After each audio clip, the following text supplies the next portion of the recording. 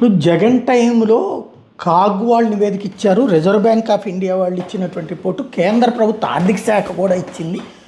6 లక్షల కోట్లు, 7 లక్షల కోట్లు, అంతకుముందు 3.5 లక్షల కోట్ల నుంచి ఈ రేంజ్కి వెళ్ళింది అన్నటువంటి.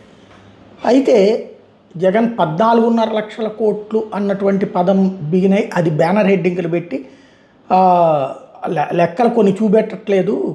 దాన్ని ఏమంటారు, కార్పొరేషన్లు లేకపోతే ఇంకోటి ఇది కార్పొరేషన్లతో పాటుగా అడిషనల్గా తీసుకున్న వాటికి చెప్పట్లేదు, గ్యారంటీలు ఇచ్చినవి చెప్పట్లేదు.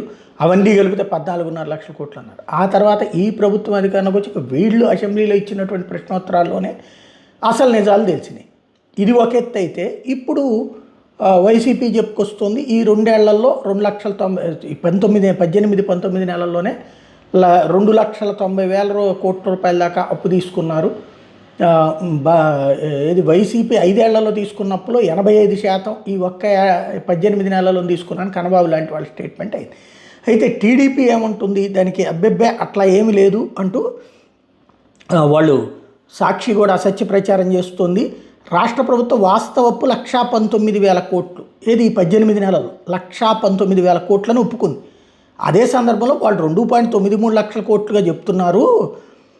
ఆర్బీఐ కాగ్ అధికారిక లెక్కలను పక్కన పెట్టి కార్పొరేషను, సిఆర్డీఏ, మార్క్ఫెడ్ అప్పులను కూడా రాష్ట్ర అప్పులుగా చూపుతూ ప్రజల్ని మభ్య పెడుతోంది. అసలు పాయింట్ ఇది. అంటే ఇది వాళ్ళు ఇచ్చినటువంటి స్టేట్మెంట్, ఈనాడులో వచ్చినటువంటిది.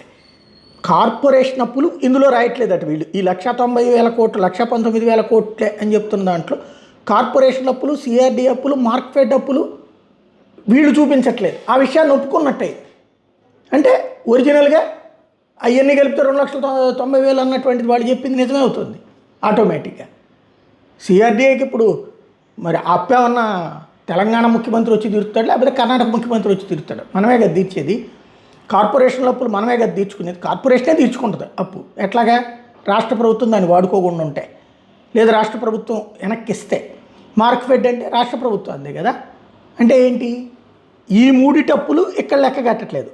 ఓకే, అది కరెక్ట్ అనుకుందాం, నిజమైన ఫార్ములా అయితే. అప్పుడు జగన్ టైంలో కూడా అలా తీసుకోకూడదుగా, అలా లెక్క కట్టకూడదుగా, అవి లేకుండా అప్పు చెప్పాలిగా. అప్పుడు ఇవన్నీ కలిపి జగన్ది చెప్పి ప్లస్ ఇంక్లూడింగ్ షూరిటీలు, గ్యారంటీలు ఇచ్చిందని కూడా ఇప్పుడు ఈ కోణంలోకి వస్తుంది. అంటే నిజాలు ఒక్కొక్కసారి ఒక్కొక్క విధంగా మారిపోతుంటాయి అన్నమాట అప్పు విషయంలో.